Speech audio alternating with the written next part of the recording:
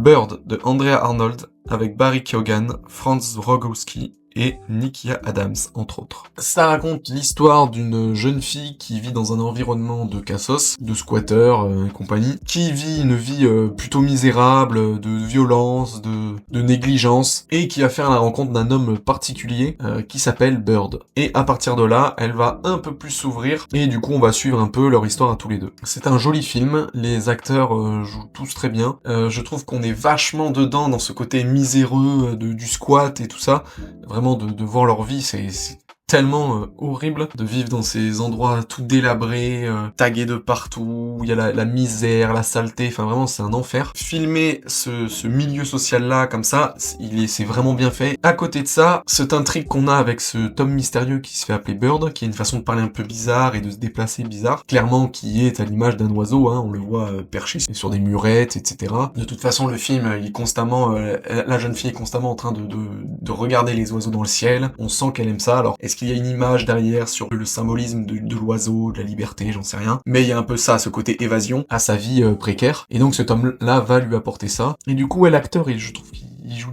très bien. On dirait vraiment un oiseau incarné dans le corps d'un humain. Mais le truc, c'est que j'ai été un peu perplexe sur le film. C'est-à-dire que pendant le film, je me disais, mais qui est ce mec vraiment et puis il agit vraiment comme un oiseau, donc on se pose des questions. Jusqu'à la fin où clairement, ce mec-là, il se transforme en oiseau. Hein. Il a les yeux jaunes, il a des ailes d'oiseau avec des plumes et tout ça. Je me suis dit, mais alors là, ça vrille dans le fantastique. Le truc, c'est que je me suis dit, mais est-ce que tout le monde voit ça, ou est-ce qu'il y a que cette jeune fille qui le voit se transformer en oiseau? Alors il y a une scène où ce Tom-là, ce Bird, il se bat contre un mec. Donc est-ce que le mec qui se fait battre par lui le voit aussi en oiseau, ou est-ce qu'il se bat juste avec un humain normal? En fait, c'est ça qui est perturbant quand on regarde un film comme ça, c'est que du coup, tu t'attaches à cette fille qui a une vie de merde, mais du coup, t'as ce personnage-là qui est fantastique, donc tu dis, mais quelle est la part de réalité, de vrai, de faux? Enfin, si du coup c'est fantastique et qu'il est vraiment un oiseau dans ce monde-là, c'est bizarre, parce que quel est le rapport avec le reste du film? Et d'un côté, si elle invente ça, c'est bizarre aussi, parce que ce mec-là existe quand même, parce que il y a d'autres gens que elle qui le voient, ce mec. Le truc aussi, c'est qu'à un moment donné, l'histoire se tourne aussi sur lui, c'est-à-dire ce mec-là veut retrouver sa maison d'enfance, parce qu'apparemment il a été perdu quand il était petit. Il y a un moment du film qui est dédié à lui. Donc voilà, j'ai été quand même assez perturbé par ce côté fantastique du film. Et je ne sais pas du coup si c'était nécessaire, d'autant plus qu'à la toute fin du film, on voit un plan sur la gamine qui a des yeux jaunes comme un oiseau. Donc je ne sais pas trop ce qu'ils ont voulu dire par là, quel était le message, est-ce qu'elle aussi elle va décider de s'envoler de ses propres ailes. En tout cas voilà, le film est plutôt sympa, il est bien fait, c'est une histoire aussi qui est plutôt innovante, mais malheureusement il m'a pas assez emporté et ce côté fantastique m'a un peu gêné.